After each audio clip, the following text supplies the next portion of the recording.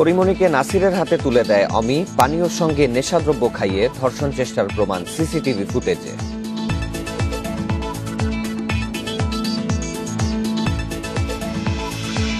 খুলনা, রাজশাহী ও রংপুরের ৩ ক্লাস্টারে ছড়াচ্ছে করোনা। ২২ জেলায় অতি উচ্চ সংক্রমণ। মেহেরপুরে শনাক্ত ৯৫ ভাগ।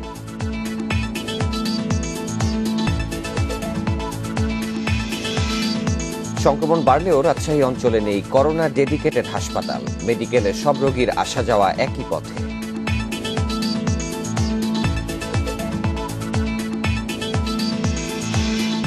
এবং আশ্রয়ন প্রকল্পের দ্বিতীয় পর্বে ৫৩,৩৪০টি ঘর উদ্বোধন হবে ২০ জুন। সব প্রস্তুতি সম্পন্ন।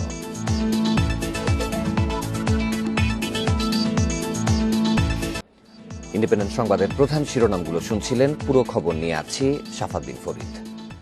অমি, যাকে আসামি করেছেন পরিমণি, তার সাথে গিয়েছিলেন বোট ক্লাবে। পুলিশ বলছে পরিমণিকে নাসিরের হাতে তুলে দিয়েছিলেন তিনি। পানীয়র সঙ্গে নেশাদ্রব্য খাইয়ে পরিমণিকে ধর্ষণ চেষ্টা হয় সেখানে। বোট ক্লাবে সিসিটিভি ফুটেজে ঘটনার প্রমাণও মিলেছে। পুলিশের কাছে দোষ স্বীকার করেছেন অমি ও নাসির। ৯ জুন রাত ১২:২২ সিসিটিভি ক্যামেরার ফুটেজে দেখা যাচ্ছে ঢাকা বোট ক্লাবের সামনে দাঁড়ালো একটি কালো রঙের গাড়ি। নামতে দেখা যায় পরিমণি, জিমি ও অমিকে। কিছুক্ষণ পর গাড়ি থেকে বের হন বনিও। ক্লাবের রিসিপশনেও অমির সঙ্গে পরিমণি সহ অন্যদের ঢুকতে দেখা যায়। সেখানে আগে থেকেই ছিলেন নাসির ইউ মাহমুদ। ১.৫ ঘন্টা পর পরিমণিকে অচেতন অবস্থায় কোলে করে দৌড়ে বের হতে দেখা যায় জিমি ও একজন নিরাপত্তা প্রহরীকে। পেছনে আসেন অমিও। ক্লাবে অমির কালো গাড়িতে গেলেও পরিমণি ফিরেছেন সাদা রঙের একটি গাড়িতে। এ সময় অমি সাহায্য তো করেইনি, উল্টো শাসিয়েছেন সবাইকে। সেখান থেকে রাত ৩:৫২ বনানী থানায় আসেন পরিমণি। ডিউটি অফিসারের রুমেও তাকে অসুস্থ দেখা যায়। কিছুক্ষণ পর সেখান থেকে বেরিয়ে যান পুলিশ গাড়িতে করে। এভার কেয়ার হাসপাতালে পাঠিয়ে দেয় পরিমণিকে। ক্লাবের ভেতরে সিসিটিভি ক্যামেরা না থাকলেও ১৫ সেকেন্ডের ফুটেজে ভাঙচুর ও পরিমণিকে অশ্লীল ভাষায় গালাগাল করতে শোনা যায় নাসিরকে। পরিমণির দাবি, জোর করে তাকে মদ পান করানো হয়েছিল। আমাকে এরকম জোর করে মদটা খাওয়ানো গিলানো হয়েছিল। সেই অবস্থায় আমি তখন বুঝতে পারছিলাম না মদের সাথে আর কি ছিল। আমি মরে যাচ্ছিলাম, আমার এই প্রাণ, আমি যে মরে যাচ্ছিলাম আমি এটা জানাইতেই থানায় গেছিলাম। পরিমণির অভিযোগের প্রেক্ষিতে নাসির ও অমিকে গ্রেপ্তারের পর রিমান্ডে নিয়েছে ডিবি। পরিমণিকে পরিকল্পিতভাবে ঢাকা বোট ক্লাবে নিয়ে গিয়েছিল অমি। পুলিশ কর্মকর্তারা জানান, জিজ্ঞাসাবাদে পরিমণিকে নির্যাতনের কথা স্বীকার করেছেন নাসির। নাসির মাহমুদ তো স্বীকার করেছেন যে সে তাকে গালে থাপ্পড় দিয়েছেন, তাকে মাটিতে ফেলে দিয়েছেন, স্বীকার করেছেন। আর অমিও সেটা স্বীকার করতে হয়েছে, কারণ আমরা যখন দেখলাম সিসিটিভিতে যে অমির গাড়িতে করেই বনানী থেকে ভোট ক্লাবে অমি নিয়ে গেছে। এবং অমি যদি সেখানে এই রাতের বেলা না নিয়ে যেত তাহলে হয়তো সে ধরনের অঘটন ঘটনা নাও করতে পারত। গোয়েন্দারা বলছেন, নাসির অমিন নারী ও মাদক কারবারে জড়িত টঙ্গীর নাজিম ও তুহিন, এ দুজনকেও গ্রেপ্তারের চেষ্টা চলছে। Masudur Rahman, Independent News, Dhaka. এদিকে চিত্রনায়িকা পরিমণির বন্ধু অমির অফিসে অভিযান চালিয়েছে সাভার থানা পুলিশ। মঙ্গলবার রাত ১২টায় এই অভিযান চালানো হয়। তবে অভিযানে কি পেয়েছে তাৎক্ষণিকভাবে সে বিষয়ে কিছুই জানানো হয়নি। এ বিষয়ে মামলা দায়ের হতে পারে বলে জানিয়েছে সাভার থানা পুলিশ। পরিমণিকে ধর্ষণ ও হত্যা চেষ্টার অভিযোগে মামলায় ৭ দিনের রিমান্ডে পুলিশ হেফাজতে আছে অমি। এর আগে ১৩ জুন রোববার প্রথমে ফেসবুকে অভিযোগ তোলার পর রাতে সাংবাদিকদের ঘটনার বর্ণনা তুলে ধরেন পরিমণি। পরে সোমবার সকালে সাভার থানায় একটি মামলা দায়ের করেন পরি।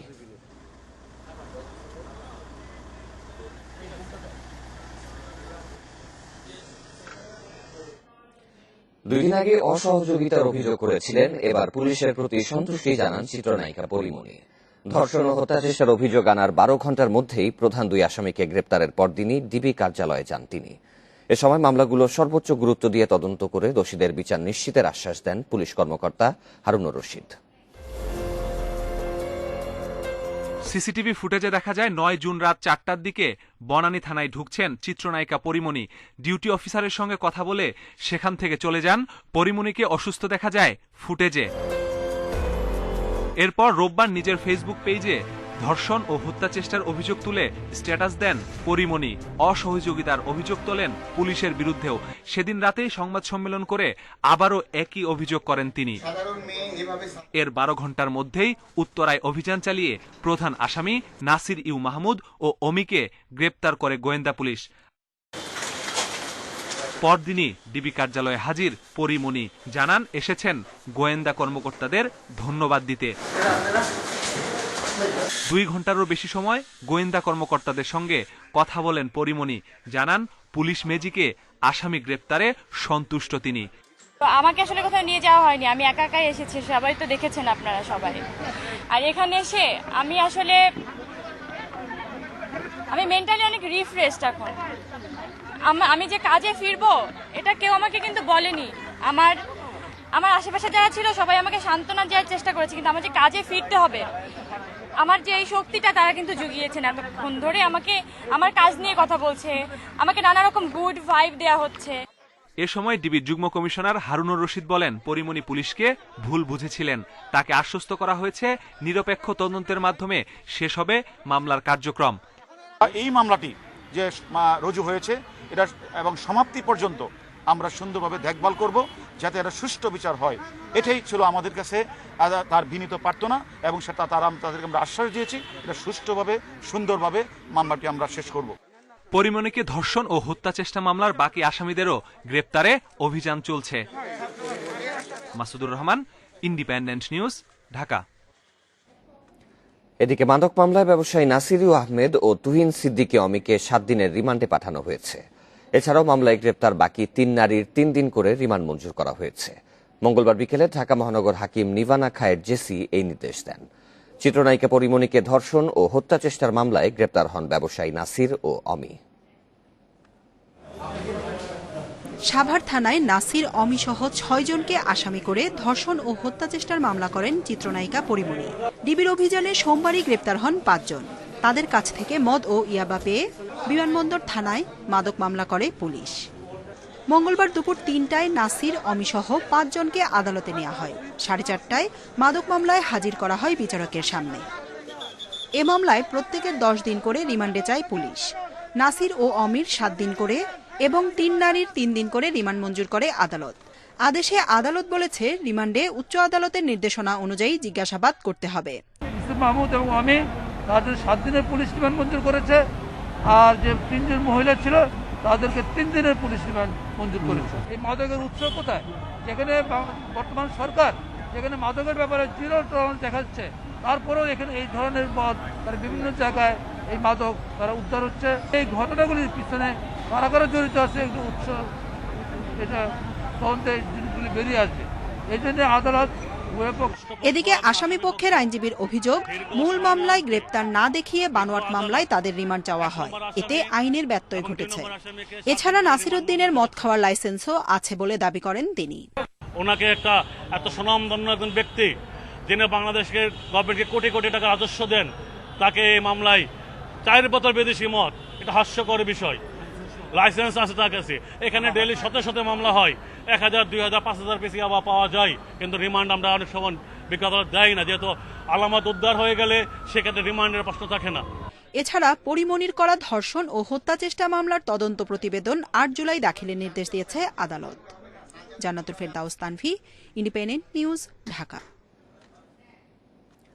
খুলনা, রাজশাহী ও রংপুরের 3টি ক্লাস্টারে ছড়াচ্ছে করোনা। বর্তমানে 22টি জেলায় রয়েছে অধিকতর উচ্চ সংক্রমণ। নতুন জেলা হিসেবে মেহেরপুরে শনাক্তের হার 95, ঝিনাইদহে 56 ও গোপালগঞ্জে 52।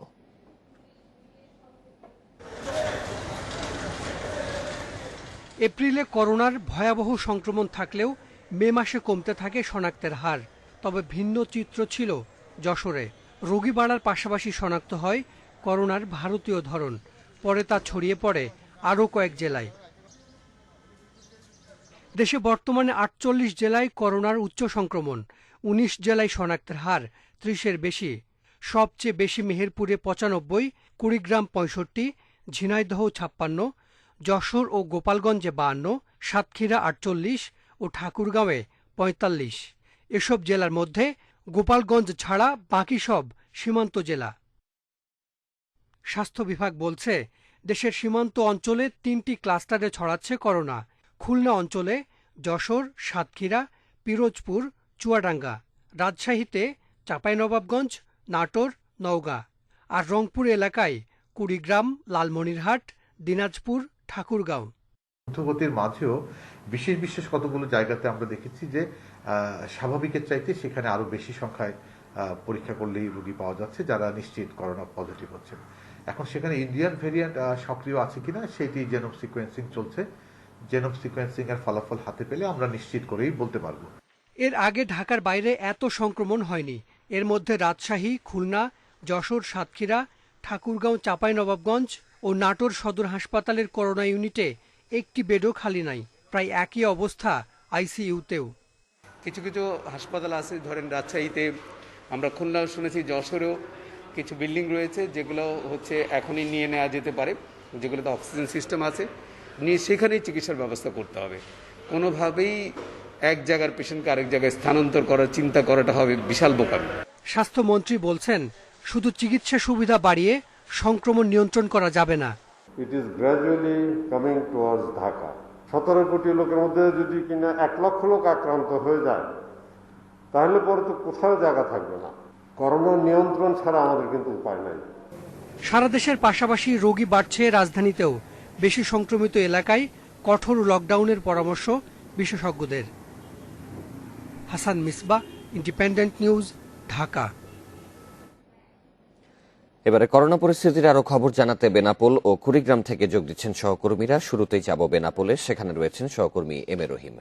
আর রহিম, সীমান্তবর্তী জেলা হিসেবে বেনাপোলে করোনা সংক্রমণের হার কেমন এবং স্থলবন্দর সহ সব জায়গায় স্বাস্থ্যবিধি কি সঠিকভাবে নিশ্চিত হচ্ছে কিনা?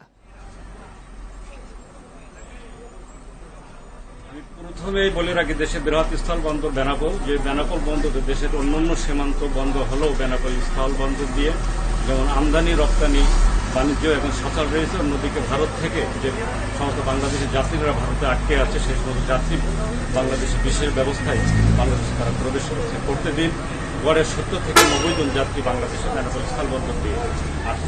আপনাকে জানা রাখি যে যত দিন যাচ্ছে স্থলবন্দর বেনাপোলে করোনা পজিটিভের সংখ্যা বাড়ছে। 3 দিনের একটি হিসেব আপনাকে দিয়ে রাখি, জানেন যে গত রবিবার যেখানে 37টি নমুনা পরীক্ষা করা হয়েছিল, সেখানে 19 জনের পজিটিভ হয়েছে। অন্যদিকে সোমবার 55টি নমুনা পরীক্ষায় 17টি পজিটিভ এসেছে। গতকালকে 30টি নমুনা পরীক্ষায় 22টি পজিটিভ এসেছে, যেখানে 73% পজিটিভের হার শতকরা। যত দিন যাচ্ছে বেনাপোল স্থলবন্দর যেমন ঝুঁকিপূর্ণ হয়েছে, আতঙ্কের নগরী হয়ে উঠেছে।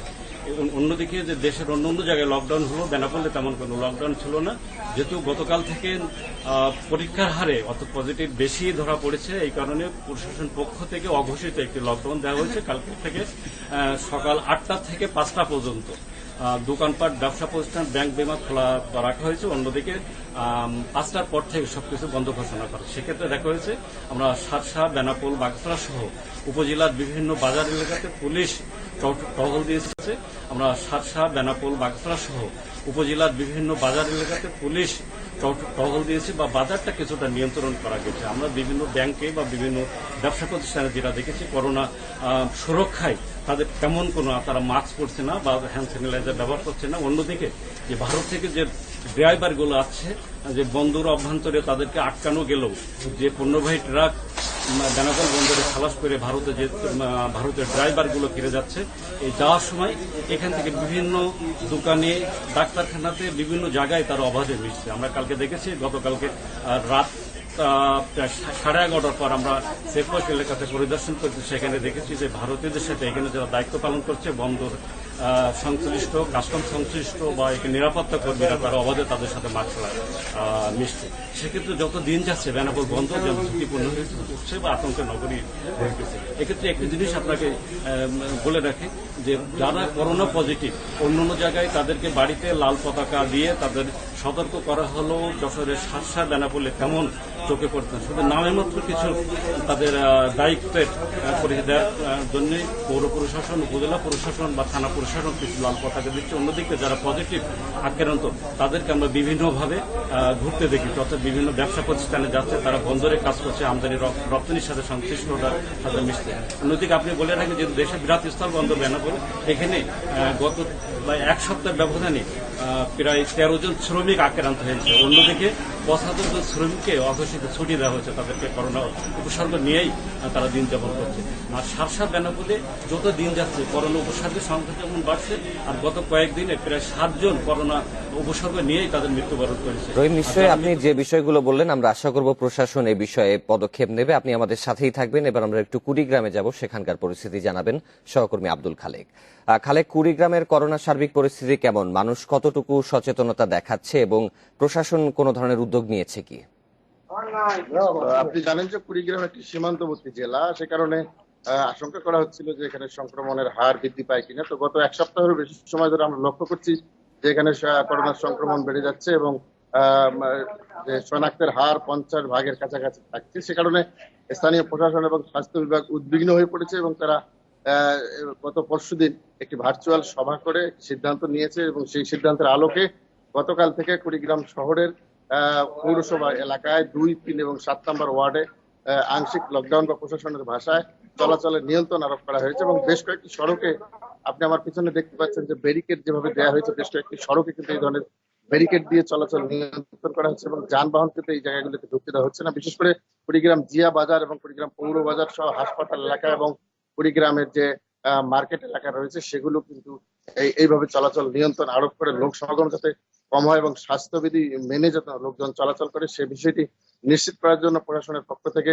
নজরদারি, চেকপোস্ট বসানো এবং নির্বাহী ম্যাজিস্ট্রেটরা এখানে কিন্তু মোবাইল কোর্ট পরিচালনা করছেন এবং এই যে নিয়ন্ত্রণের বিধিনিষেধ সেটি বলা হচ্ছে সেটি কিন্তু 21 তারিখ মধ্যরাত পর্যন্ত অব্যাহত থাকবে বলে স্থানীয় প্রশাসন আমাদেরকে জানিয়েছেন। আর আপনি যেমনটি বলছিলেন যে লোকজনের আসলে স্বাস্থ্যবিধি মানার যে প্রবণতা সেটি কিন্তু আমরা লক্ষ্য করছি না এবং মাস্ক সহ অন্যান্য যে বিষয়গুলো রয়েছে সেগুলো কিন্তু মানুষ অনেকটা উপেক্ষা করে চলছে এবং সে কারণে কিন্তু ধীরে ধীরে সংক্রমণের যে হার সেটি কিন্তু বৃদ্ধি পাওয়ার কারণে এই পরিস্থিতি। সীমান্তবর্তী জেলায় করোনা পরিস্থিতির খবর জানাচ্ছিলেন সহকর্মীরা। এদিকে করোনা মোকাবিলায় চলমান বিধিনিষেধ শেষ হচ্ছে আজ। এরপর সারা দেশে একসাথে নয়, স্থানীয় পর্যায়ে কোভিডের উচ্চ ঝুঁকির জেলাগুলোতে লকডাউন দেয়া হতে পারে বলে জানান জনপ্রশাসন প্রতিমন্ত্রী। তবে করোনা মোকাবিলায় জাতীয়ভাবে স্বাস্থ্যবিধির একটি প্রজ্ঞাপন জারি করা হবে। করোনার দ্বিতীয় ঢেউ মোকাবিলায় 5 এপ্রিল থেকে সারা দেশে কঠোর বিধিনিষেধ দেয় সরকার। 9 দফায় বেড়ে সেটি শেষ হওয়ার কথা 16 জুন মধ্যরাতে। এতে টানা 71 দিনের বিধিনিষেধ পার করবে দেশ। জনপ্রশাসন প্রতিমন্ত্রী জানান, আগের মতো কেন্দ্রীয়ভাবে সারা দেশে বিধিনিষেধ দেওয়ার পরিকল্পনা সরকারের নেই। স্থানীয় পর্যায়ে বিধিনিষেধ আরো কঠোরভাবে আরোপ হবে। সেন্ট্রালি বলতে হচ্ছে সামগ্রিক দেশে না, স্থানীয় পর্যায় থেকে আমরা শুরু করব। আমাদের প্রয়োজন পড়লে সেটা পরে দেখা যাবে, কিন্তু আমরা আসলে স্থানীয় পর্যায়ে বিধিনিষেধ গুলো কঠোর আরোপ করার পক্ষে। প্রতিমন্ত্রী জানান, সংক্রমণের মাত্রা যেখানে বেশি সেখানেই বিধিনিষেধ।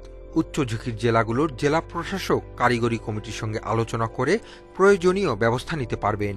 স্থানীয় পর্যায়ে কিন্তু আমরা নির্দেশনা দিয়েছি, যেখানেই আপনার সংক্রমণ বেশি সেখানেই আমাদের বিধিনিষেধ গুলো আরোপ করা এবং সেই জায়গাতে সংক্রমণ যাতে কমে যায় সেই জন্য যা যা করা প্রয়োজনীয় কাজগুলো সেখানে করা হবে। অর্থনীতির ওপর যাতে প্রভাব না পড়ে সে ধরনের পদক্ষেপ নেয়ার নির্দেশনা দেয়া হয়েছে বলে জানান প্রতিমন্ত্রী। Hasib Mahmud Shah, independent News, Dhaka. সংক্রমণ ভয়াবহ মাত্রায় পৌঁছালেও রাজশাহী অঞ্চলে নেই কোনো করোনা ডেডিকেটেড হাসপাতাল। রাজশাহী মেডিকেল কলেজ হাসপাতালেই চলছে করোনা রোগীদের চিকিৎসা। হাসপাতালটিতে একই প্রবেশপথ ও করিডোর দিয়ে ওয়ার্ডে নিতে হচ্ছে করোনা ও সাধারণ রোগীদের। ফলে চরম সংক্রমণ ঝুঁকিতে সাধারণ রোগী ও তাদের স্বজনেরা। রাজশাহী এর আশপাশের জেলায় বেড়েই চলছে করোনা সংক্রমণ। একই সাথে রোগীর চাপ বাড়ছে রাজশাহী মেডিকেল কলেজ হাসপাতালে। হাসপাতালটিতে একই সাথে দেখা হচ্ছে করোনা রোগী ও সাধারণ রোগীদের চিকিৎসা। একই প্রবেশপথ এবং করিডোর ব্যবহার করে সব ধরনের রোগী ওয়ার্ডে আনা নেয়া করায় করোনা ঝুঁকিতে পড়ছেন সাধারণ রোগী ও তাদের স্বজন। ঝুঁকিতে পড়েছেন সাধারণ ওয়ার্ডের দায়িত্বরত চিকিৎসকরাও। সাধারণ রোগীগুলো যারা আসতেছে করোনা রোগীদেরকে আলাদা করা হচ্ছে, আবার মনে করেন যে যারা করোনা রোগী আছে তাদেরকে সেপারেট করা এবং যারা সাধারণ রোগী আছে তাদেরকে সেপারেট করা। যেভাবে প্রচার চলছে যে ছোঁয়াচে রোগী সেই হাবি যাবি, তাহলে তো একটু প্রাধান্য থাকবেই। করোনা ইউনিটটা পুরোটা আলাদা করা উচিত, তাহলে আপনার দুইজনাই ভালো থাকবে। শুরুতে একটি ওয়ার্ড নিয়ে করোনা ইউনিট যাত্রা শুরু করলেও রামেকে বর্তমানে ওয়ার্ডের সংখ্যা 11টি। এক এক সময় এক একটি ওয়ার্ডকে করোনার ডেডিকেটেড করায় হাসপাতাল জুড়েই ছড়িয়ে ছিটিয়ে চিকিৎসা নিচ্ছেন করোনা রোগীরা। এটিও সংক্রমণ ঝুঁকি বাড়াচ্ছে বলে মনে করছেন সংশ্লিষ্টরা। রোগীদেরও সমস্যা, রোগীর অ্যাটেন্ডেন্সদের সমস্যা, আমরা যারা চিকিৎসায় জড়িত আছি আমাদেরও সমস্যা। ভালো হতো যদি হাসপাতালের যে কোনো একটা সাইডে নতুন একটি বিল্ডিং করে সেই জায়গাটায় শুধু করোনার জন্য একটি হাসপাতাল। হাসপাতালের অন্য সব চিকিৎসা সেবা স্বাভাবিক রেখেই করোনা ইউনিট গড়ে তোলা হয়েছে বলে জানান পরিচালক।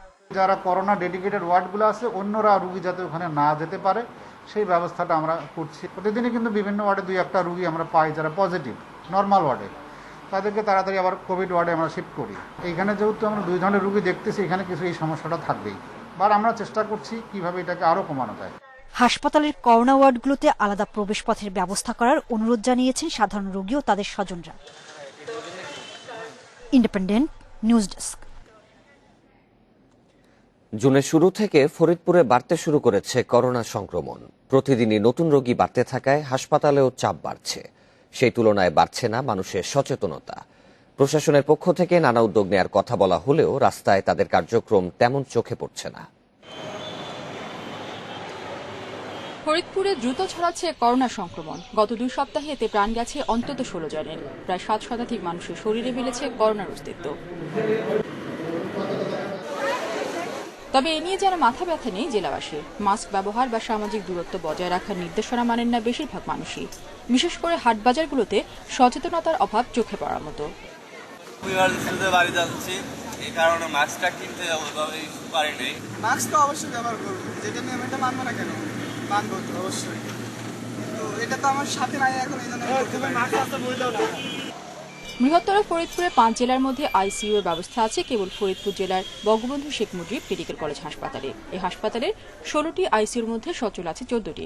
হাসপাতাল কর্তৃপক্ষ বলছে এবারে সংক্রমণে রোগীর অবস্থা দ্রুত খারাপ হতে থাকে, তাই আইসিইউর উপর চাপও বেশি। ওয়ার্ডেও আমাদের রোগীর চাপ কমতে কমতে 30-এর নিচে আসছিল, এখন এটা নম্বর উপরে উঠে গেছে। এবং আইসিইউতে 15 দিন আগে আমাদের রোগী ছিল 4-5টা, এখন এটা 15টা হয়ে গেছে। এবং এই কন্টিনিউয়াসের মধ্যে রোগী আসা যাওয়া করতেছে, কারণ রোগী মারা যাচ্ছে। করোনা সংক্রমণের শুরুর দিকে প্রশাসনের নানা উদ্যোগ থাকলেও এবার মাঠে তুলনামূলকভাবে তাদের উপস্থিতি কম বলে অভিযোগ অনেকের। তবে জেলা প্রশাসনের পক্ষ থেকে নানা উদ্যোগ নেওয়ার কথা বলা হয়েছে।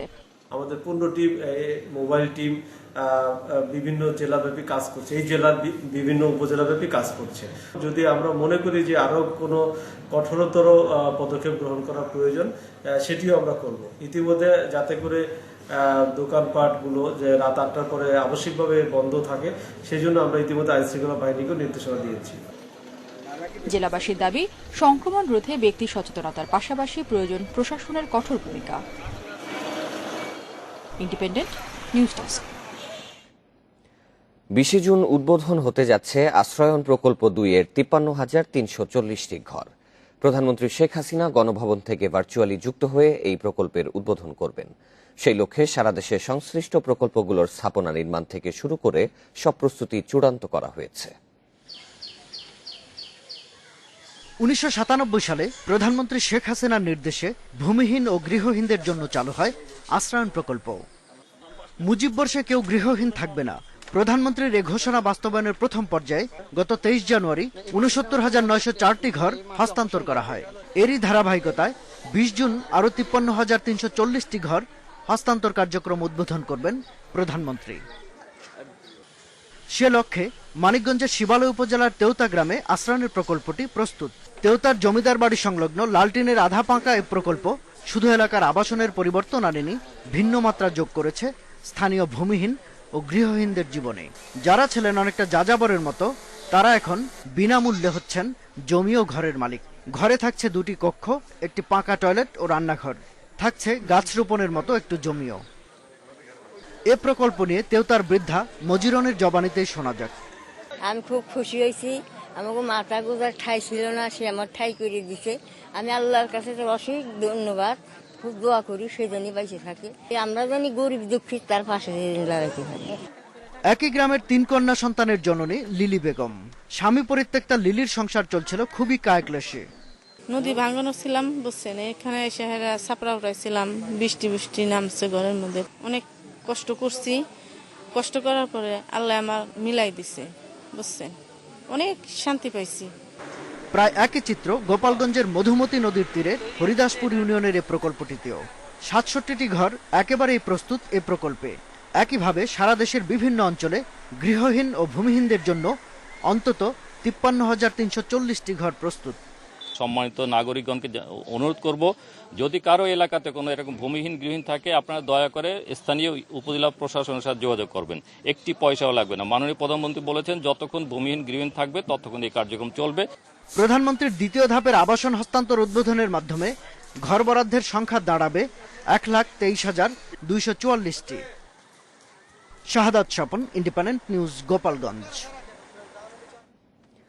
নারায়ণগঞ্জের চাষাড়ায় আওয়ামী লীগ অফিসে বোমা হামলায় ২০ জন নিহতের ঘটনার ২০ বছর পেরিয়ে গেলেও শেষ হয়নি মামলার বিচার কাজ।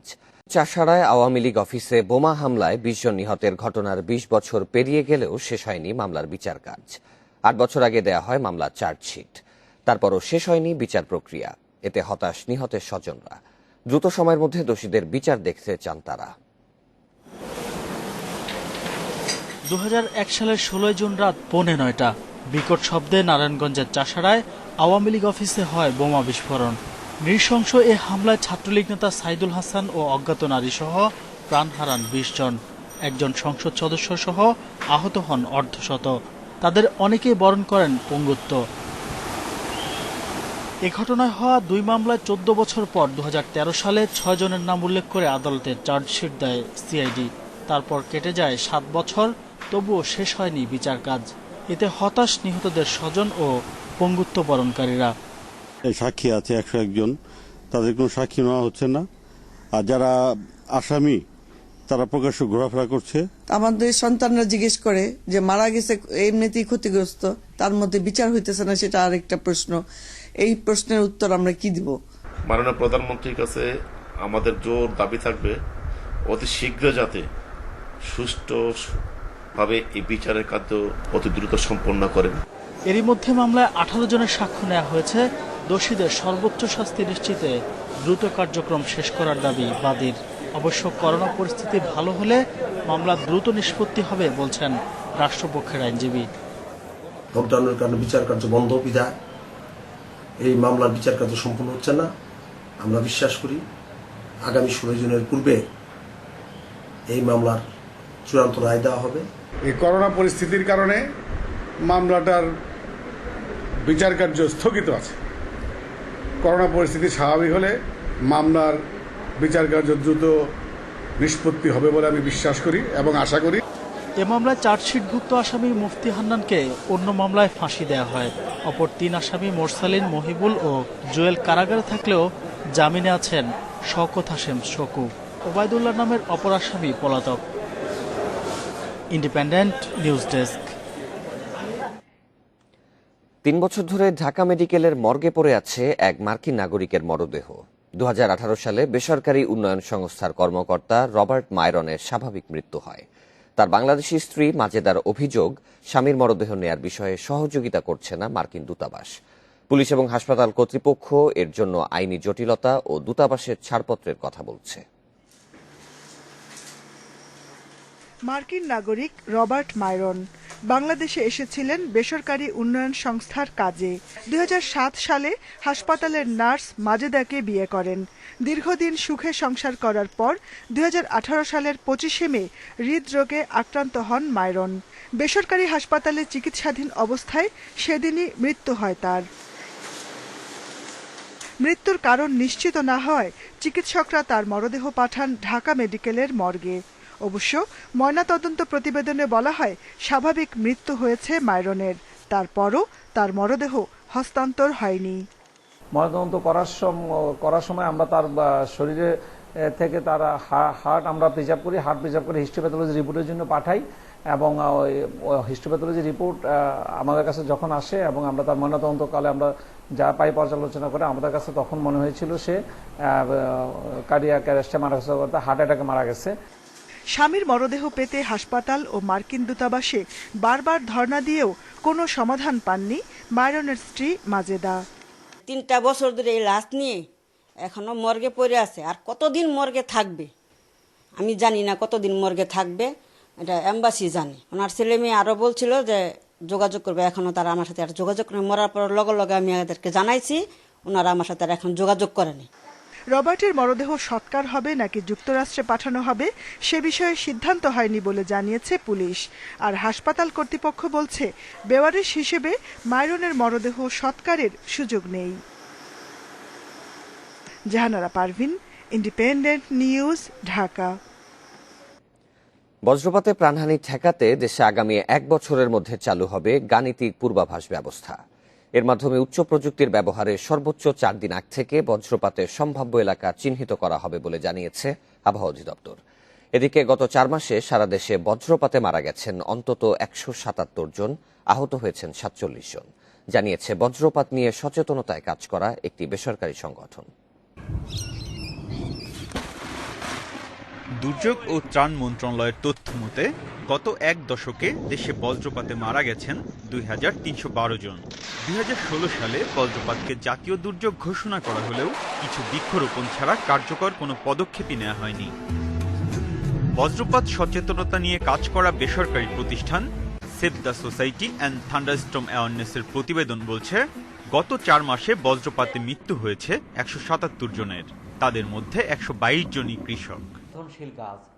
বিশেষজ্ঞরা বলছেন বজ্রপাতের মতো প্রাকৃতিক দুর্যোগ মোকাবিলায় আলাদা বাজেট বরাদ্দ প্রয়োজন। দেশজুড়ে বৃক্ষরোপণের পাশাপাশি হাওর, ফাঁকা মাঠ ও কৃষি জমির পাশে আশ্রয় কেন্দ্র নির্মাণ ও বজ্র নিরোধক দণ্ড স্থাপনের আহ্বান তাদের। ইন্টারন্যাশনাল রুলসগুলি ফলো করে IEEE যতগুলি রুলস আছে এই রুলসগুলি ফলো করে এই প্রোডাক্টগুলি বাংলাদেশে উৎপন্ন করতে হবে। তাইলেই কেবল প্রত্যেকটা বাড়িতে এগুলি লাগানো সম্ভব। আর্থের যে উষ্ণ বায়ু যে তৈরি হয়, এই তৈরিটা যদি আমরা ঠেকাতে পারি তাহলে কিন্তু থান্ডারস্টর্মটা কমবে।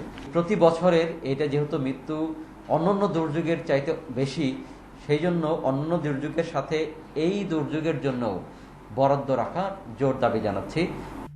বজ্রপাতে মৃত্যু রোধে গাণিতিক পূর্বাভাস ব্যবস্থা চালু করবে আবহাওয়া অধিদপ্তর। স্যাটেলাইট ও অন্যান্য স্থান থেকে তথ্য বিশেষ প্রক্রিয়ায় বিশ্লেষণ করে জানা যাবে সম্ভাব্য বজ্রপাতের এলাকা। আগামী 1 বছরের মধ্যে চালু হবে এ ব্যবস্থা, জানালেন কর্মকর্তারা। আমাদের এখানে যে ইনস্ট্রুমেন্ট সেটি অলরেডি আমরা স্থাপন করে ফেলছি এবং আমরা বর্তমানে কাজ করছি নাসার সাথে, এবং নাসার বিজ্ঞানীরা অ্যাক্টিভলি সেই সিস্টেমটা ইনস্টলেশনের কাজ করছে। হয়তোবা আগামী সিজন থেকে আমরা এই বজ্রপাতের আরো প্রিসাইজ এরিয়াটা বলতে পারবো। এই ব্যবস্থায় 4 দিন আগ পর্যন্ত পূর্বাভাস দেওয়া হবে। বজ্রপাতে প্রাণহানি রোধে সব ভবনে কার্যকর বজ্র নিরোধক দণ্ড স্থাপনের তাগিদ দিয়েছেন বিশেষজ্ঞরা। সেই সাথে ঝড়ের সময় নিরাপদ স্থানে থাকার বিষয়ে জনগণকে সচেতন করার পরামর্শ তাদের। Biprajit Chanda, Independent News, Dhaka. চেয়ারম্যানের অনুপস্থিতির কারণে নাগরিক সুবিধা থেকে বঞ্চিত হচ্ছেন কিশোরগঞ্জের বাজিতপুরের হালিমপুর ইউনিয়নের জনগণ। তবে বেশি বিপাকে পড়েছেন ভিজিডি কার্ডের মাধ্যমে সরকারি সহায়তা নেয়া হতদরিদ্ররা। এ ব্যাপারে দ্রুত পদক্ষেপ নেয়ার কথা জানিয়েছেন জেলা প্রশাসক। কিশোরগঞ্জের বাজিতপুর উপজেলার হালিমপুর ইউনিয়ন পরিষদে চালের আশায় জড়ো হয়েছেন ভিজিডি কার্ডধারী অনেকে। 30 কেজি চালের আশায় বারবার গিয়েও সাহায্য পাচ্ছেন না 106 জন হতদরিদ্র মানুষ। 4 মাস ধরে মাল দিতেছে না, আসতেছে যাইতেছি, করোনার মধ্যে অনেক কষ্ট দিতেছে না, কাল যাইতেছি, দাঁড়ে দাঁড়িয়ে ঘুরতেছি কিন্তু পাইতেছি না। এলাকাবাসীর অভিযোগ, নির্বাচনে জয়ের পর আর এলাকায় আসেন না চেয়ারম্যান। নির্বাচন যাওয়ার পর থেকে আমরা চেয়ারম্যান দেখতে পাই না, এটা জন্মনিবন্ধন গেলে আমরা পাই না, সরকারি কোনো অনুদান আমরা পাই না। তবে মোবাইল ফোনে চেয়ারম্যানের দাবি, তার তালিকা গ্রহণ না করে উপজেলা মহিলা বিষয়ক কর্মকর্তা পছন্দ মতো তালিকা প্রকাশ করেছেন। মামলা জটিলতা ও রাজনৈতিক কারণেও এলাকায় কম যান বলে জানান তিনি। ইউনুর এখানে দেখেন কোন উন্নয়নমূলক কাজ পেন্ডিং আছে কিনা, কোন মানবিক সহায়তা পেন্ডিং আছে কিনা। আমার এখানে আমি কম থাকি, এটা সত্য কথা, আমি এলাকায় কম থাকি। কেন কম থাকি সেটার কারণ আছে। আইনি জটিলতা সমাধান করে দ্রুত ভিজিডির চাল বিতরণের নির্দেশনা দিয়েছেন জেলা প্রশাসক। ইউনিয়ন পরিষদ চেয়ারম্যান, তার দায়িত্ব হচ্ছে পূর্ণ সময়ই তাকে দায়িত্ব পালন করতে হবে এবং এটার যদি কোনো ব্যত্যয় ঘটে সেই ক্ষেত্রে তার বিরুদ্ধে আইনগত ব্যবস্থা গ্রহণ করা হবে। ভুক্তভোগী হতদরিদ্রদের ভিজিডি কার্ড সমস্যা সমাধানের দাবি এলাকাবাসীর। Independent news desk. বর্ষা মৌসুমের শুরুতেই যমুনা ও তিস্তার বিভিন্ন পয়েন্টে ভাঙন দেখা দিয়েছে। এরই মধ্যে বিলীন হয়েছে ফসলি জমি, ঘরবাড়ি, শিক্ষা প্রতিষ্ঠান সহ অনেক স্থাপনা। ভাঙন রোধে পানি উন্নয়ন বোর্ডের তেমন কোনো পদক্ষেপ নেই বলেও অভিযোগ দুর্গতদের। তিস্তা ও যমুনার ভাঙনে ঘরবাড়ি, বসতভিটা হারিয়ে প্রতিদিনই নিঃস্ব হচ্ছে নদী তীরের মানুষ। গত এক সপ্তাহে তিস্তার ভাঙনে বিলীন হয়েছে কুড়িগ্রামের শত শত বিঘা আবাদি জমি, গাছপালা সহ অর্ধশতাধিক বাড়িঘর। ভেঙে গেছে মূল সড়কের 40 মিটার। চোখের সামনে বসতি বিলীন হতে দেখে ক্ষুব্ধ তিস্তা পাড়ের লোকজন। এলাকায় নদী ভাঙতেছে, কোন সরকার পদক্ষেপ নিচ্ছে না। আমাদের অর্থ এলাকার বিষয়ে আসে আর খালি ভিডিও করে যায়। 100 কোটি টাকা সম্পদ এই মুহূর্তের মধ্যে বিলীন হয়ে যাওয়ার সম্ভাবনা দেখা দিয়েছে। বাল বাচ্চা নিয়ে যে কোথায় থাকবো সেটা আমাদের কোনো স্থান নাই। লালমনিরহাটে হঠাৎ পানি বেড়ে তিস্তার বাম তীরে ভাঙনে আতঙ্কিত মানুষ। পানি উন্নয়ন বোর্ডের তেমন কোনো পদক্ষেপ না থাকায় দীর্ঘমেয়াদী জলাবদ্ধতা ও ক্ষতির আশঙ্কা রয়েছে। ভুট্টা, বাদাম, কাউন, অন্য ক্ষেত আমার মনে করেন ক্ষতি হওয়ার আছে। বর্ষার শুরুতেই সিরাজগঞ্জের চৌহালি, বেলকুচি, কাজীপুর ও শাহজাদপুরের অনেক জায়গায় দেখা দিয়েছে ভাঙন। নদীতে বিলীন হয়েছে আবাদি জমি, ঘরবাড়ি ও শিক্ষা প্রতিষ্ঠান। ভাঙনের মুখে আরো 20টির মতো শিক্ষা প্রতিষ্ঠান, মসজিদ, মাদ্রাসা সহ 25 গ্রাম।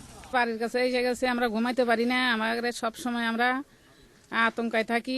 অনেক কিছু করছি, নদী ভাঙনে নিগাল বাস দিয়ে কাটতেছি, তাও আমরা থাকতেছি না এবং মসজিদ তো কিছুই থাকতেছে না। পানি উন্নয়ন বোর্ড বলছে বর্ষায় বাঁধ রক্ষা ও ভাঙন রোধের সব প্রস্তুতি নেওয়া হয়েছে। ভাঙনটা না হয় তারপরে নেক্সট ড্রাই সিজন থেকে অ্যাকচুয়ালি কাজ শুরু হবে। প্রকল্পের মেয়াদও তো প্রায় আরো 2 বছর আছে। এনাদপুরেও ড্রেজার আসবে, এখানেও আসবে। এসে ড্রেস করে আমরা ওই চরটা কেটে দিব, যাতে করে সেখানে ভাঙনটা এই মূল স্রোতটা যেন এদিকে আঘাত না করে, ওদিকে ঘুরে যায়। আমরা বিভিন্ন ইন্টারভেনশন করবো আর কি। ভাঙন রোধে স্থায়ী বাঁধ নির্মাণ প্রকল্প প্রস্তাব এরই মধ্যে একনেকে উপস্থাপন করা হয়েছে বলেও জানিয়েছে পানি উন্নয়ন বোর্ড। সোহেলি জাহান, ইন্ডিপেন্ডেন্ট নিউজ ডেস্ক। করোনা পরিস্থিতি স্বাভাবিক না হলে শিক্ষা প্রতিষ্ঠান খোলার কোনো সম্ভাবনা নেই বলে আবারও জানিয়েছেন শিক্ষামন্ত্রী দীপু মনি। তবে শিক্ষার্থীদের কিভাবে পড়াশোনার সঙ্গে যুক্ত রাখা যায় তা নিয়ে কাজ চলছে বলে জানিয়েছেন তিনি। করোনার কারণে দেশের সব শিক্ষা প্রতিষ্ঠান বন্ধ 15 মাস ধরে। কয়েক দফা খোলার উদ্যোগ নিলেও সংক্রমণ পুরোপুরি নিয়ন্ত্রণে না আসায় খোলা যায়নি স্কুল, কলেজ, বিশ্ববিদ্যালয়। পরিস্থিতি স্বাভাবিক না হওয়া পর্যন্ত স্কুল, কলেজ খোলা হবে না বলে আবারও জানিয়েছেন শিক্ষামন্ত্রী। মঙ্গলবার দুপুরে ইডেন কলেজে বৃক্ষরোপণ কর্মসূচিতে তিনি কথা জানান। এ সময় শিক্ষার্থীদেরকে পড়াশোনা চালিয়ে যাওয়ার আহ্বান জানান দীপু মনি। এখন খুব ঝুঁকির মুখে অনেকগুলো জেলায় লকডাউন চলছে, অনেকগুলো জেলায় লকডাউন দেওয়ার মতো পরিস্থিতিতে প্রায় এসে গেছে। এই পরিস্থিতিতে এই মুহূর্তে খোলার কথা ভাবতে পারছি না। এবছরের এসএসসি এবং এইচএসসি পরীক্ষা সশরীরে নেওয়া সম্ভব না হলে বিকল্প কিভাবে মূল্যায়ন করা যাবে তা নিয়ে চিন্তাভাবনা চলছে বলেও জানিয়েছেন মন্ত্রী। এসএসসি, এইচএসসি আমরা কি পরীক্ষা নিতে পারবো কি পারবো না, না পারলে বিকল্প কিভাবে আমরা তার মূল্যায়ন করব, সেই সমস্ত সিদ্ধান্তগুলো সেগুলো নিয়ে আমরা কাজ করছি। ঢাকা মহিলা পলিটেকনিক ইনস্টিটিউট, তিতুমির কলেজ সহ বেশ কয়েকটি শিক্ষা প্রতিষ্ঠানে বৃক্ষরোপণ কর্মসূচির উদ্বোধন করেন শিক্ষামন্ত্রী। এ সময় দীপু মনি জানান, স্বাধীনতার সুবর্ণ জয়ন্তীতে দেশের সব শিক্ষা প্রতিষ্ঠানে করোনা স্বাস্থ্যবিধি মেনে 33 লাখ গাছ লাগানো হচ্ছে। নূরে আলম, ইন্ডিপেন্ডেন্ট নিউজ, ঢাকা। গাজা উপত্যকায় আবারও হামলা চালিয়েছে ইসরায়েল। ইসরায়েলি সামরিক বাহিনীর দাবি, হামাস দক্ষিণ ইসরায়েলে আগ্নেয় বেলুন দিয়ে হামলা করলে পাল্টা জবাবে বিমান হামলা চালায় ইসরায়েল। মঙ্গলবার গাজা থেকে একাধিক আগ্নেয় বেলুন ইসরায়েলের আকাশসীমায় পাঠায় হামাস। ইসরায়েলের দাবি, যার ফলে একাধিক অগ্নিকাণ্ডের ঘটনা ঘটে দেশটিতে। হামলায় গাজায় এখনও কোনো হতাহতের খবর পাওয়া যায়নি। ইসরায়েলি নিরাপত্তা বাহিনী জানিয়েছে, খান ইউনুসে অবস্থিত হামাসের সামরিক ঘাঁটিতে তারা বিমান হামলা চালিয়েছে। এর আগে 11 দিনের রক্তক্ষয়ী সংঘর্ষ শেষে 21শে মে দুই দেশই যুদ্ধবিরতিতে সম্মত হয়। সে সময় সংঘর্ষে 66 শিশুসহ 256 ফিলিস্তিনি নিহত হয়। আজ দ্বিপক্ষীয় বৈঠকে বসতে যাচ্ছেন মার্কিন প্রেসিডেন্ট জো বাইডেন ও রুশ প্রেসিডেন্ট ভ্লাদিমির পুতিন। সুইজারল্যান্ডের জেনেভায় হবে তাদের বৈঠক। তবে এই সাক্ষাৎ বন্ধুত্বপূর্ণ হবে না বলে মনে করছেন বিশ্লেষকেরা। জানুয়ারিতে মার্কিন প্রেসিডেন্ট হিসেবে দায়িত্ব নেওয়ার পর এই প্রথম রুশ প্রেসিডেন্ট ভ্লাদিমির পুতিনের সঙ্গে দ্বিপাক্ষিক বৈঠক করতে যাচ্ছেন জো বাইডেন। এ নিয়ে চলছে নানা জল্পনা। অনেকেই মনে করছেন দুনেতার বৈঠক খুব একটা বন্ধুত্বপূর্ণ হবে না। এরই মধ্যে যুক্তরাষ্ট্রকে অবন্ধুসুলভ দেশের তালিকায় যোগ করেছে রাশিয়া। দুদেশেরই দাবি তাদের সম্পর্ক নেমে এসেছে প্রায় তলানিতে। তিক্ততা বেড়েছে নানা ইস্যুতে। মার্কিন নির্বাচনে হস্তক্ষেপ, সাইবার হামলা, নাভালনি সহ পুতিন বিরোধীদের নির্যাতন ও নানা ইস্যুতে রাশিয়ার উপর নিষেধাজ্ঞা দিয়েছে যুক্তরাষ্ট্র। অন্যদিকে যুক্তরাষ্ট্রের বিরুদ্ধে অভ্যন্তরীণ ইস্যুতে হস্তক্ষেপ সহ আন্তর্জাতিক স্থিতিশীলতাকে হুমকিতে ফেলার অভিযোগ রয়েছে মস্কোর।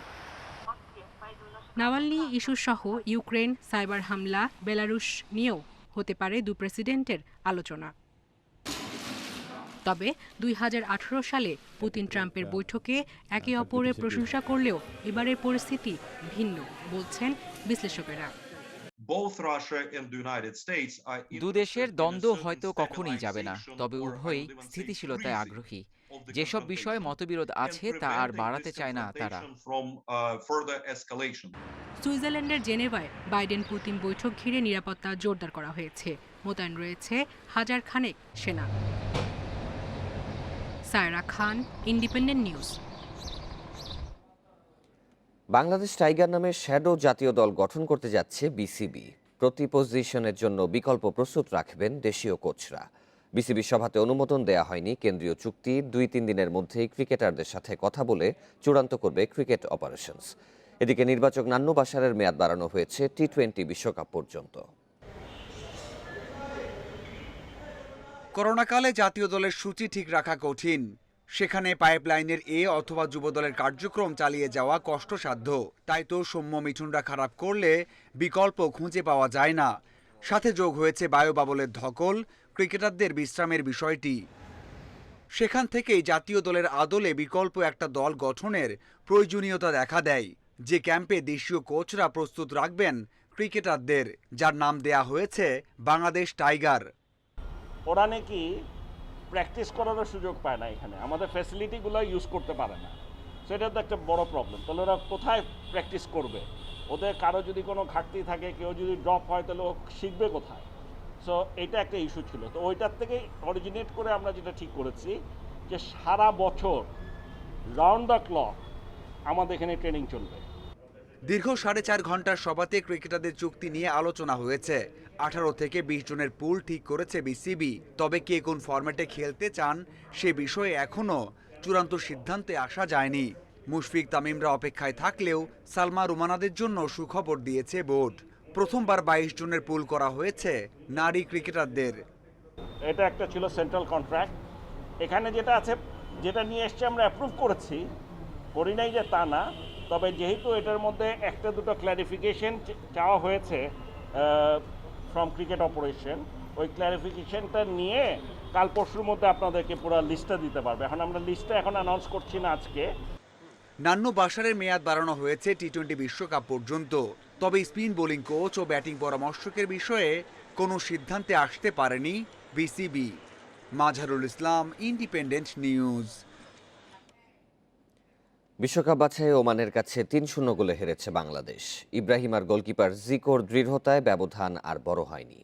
এ নিয়ে বাছাইয়ের 8 ম্যাচে 2 পয়েন্ট নিয়ে তলানিতে থেকেই মিশন শেষ করল লাল সবুজ, যেখানে 18 গোল হজমের বিপরীতে মাত্র 3 গোল করেছে জেমিডের দল। সাসপেনশন আছে 3 জনের। শেষের ভালো সন্ধানে ওমান পরীক্ষায় বাংলাদেশ।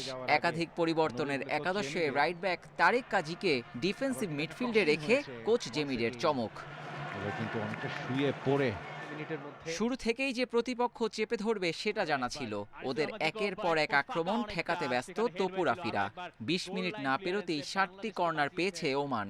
ইব্রাহিম, তবে ওমান এখনো তাদের পায়ে প্রতিরোধ থেমেছে 22 মিনিটের মাথায়। বা প্রান্ত থেকে পাওয়া বলে আলতো ছোঁয়ায় পূর্ণতা দেন আল গাফরি। সিলেন্ট একটা সেটআপ ছিল, সেখানে আল হাজরি তিনি কিন্তু বাড়িয়েছিলেন। এবং তবে মিনিট 4 পরেই সমতায় ফেরার সহজ সুযোগ হাতছাড়া করেন ইয়াসিন। কর্নার থেকে উড়ে আসা বল ফাঁকায় থেকেও লক্ষ্যভেদ করতে পারেননি ওমান গোলকিপারের দৃঢ়তায়।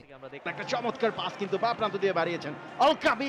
গোলপোস্টের কল্যাণে প্রথমার্ধে ব্যবধান বাড়েনি বাংলাদেশের। ফার পোস্টে বলটা লাগলো, রিবাউন্ড করে গোল দিয়ে। জামাল বিপ্লবের না থাকা বড্ড ভুগিয়েছে। বিরতির পরও মাঝমাঠে একেবারে নিয়ন্ত্রণ রাখতে পারেনি বাংলাদেশ। 1 ঘন্টা পেরোতেই লিড ডাবল করেন খালেদ আল হাজরি। গোলের সুযোগ আছে। বারবার আক্রমণে ছন্ন ছাড়া বাংলার রক্ষণ, গোটা চারেক সুযোগ নষ্টের পর তৃতীয় গোলটি আসে 81 মিনিটে।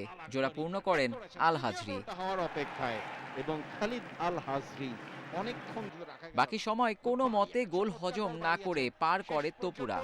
বিশ্বকাপ বাছাইয়ে এবার 8 ম্যাচে প্রাপ্তি 2 পয়েন্ট। ভারত আর আফগানিস্তানের সাথে ড্র থেকে সান্ত্বনা খোঁজার সুযোগটাও যে কম। এই 3 গোলে কিন্তু ওমান 3-0 গোলে হারিয়েছে। Abidur Rahman, Independent News. হাঙ্গেরিকে 3-0 গোলে হারিয়ে ইউরো মিশন শুরু করেছে চ্যাম্পিয়ন পর্তুগাল। শেষ দিকে 5 মিনিটের ব্যবধানে জোড়া গোল করেছেন ক্রিস্টিয়ানো রোনালদো।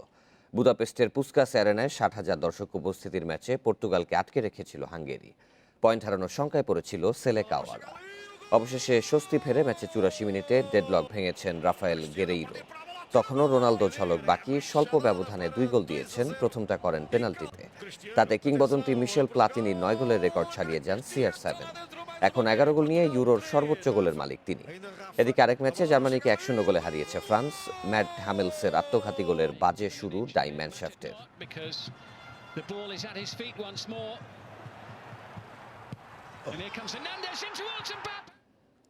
সংবাদ শেষ করার আগে শিরোনামগুলো আরও একবার। পরিমণিকে নাসিরের হাতে তুলে দেয় অমি। পানীয়র সঙ্গে নেশাদ্রব্য খাইয়ে ধর্ষণ চেষ্টার প্রমাণ সিসিটিভি ফুটেজে।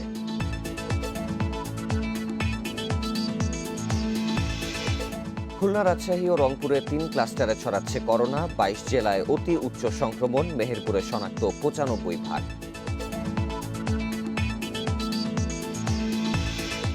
সংক্রমণ বাড়লেও রাজশাহী অঞ্চলে নেই করোনা ডেডিকেটেড হাসপাতাল। মেডিকেলে সব রোগীর আসা যাওয়া একই পথে।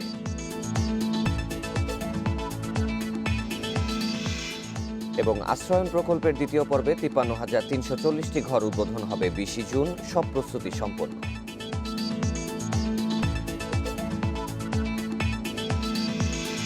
এই ছিল এখনকার সংবাদে। ইন্ডিপেন্ডেন্ট টেলিভিশনের সব খবর আরও বিস্তারিত জানতে চোখ রাখুন ফেসবুক, ইউটিউব এবং টুইটারে। ধন্যবাদ সবাইকে।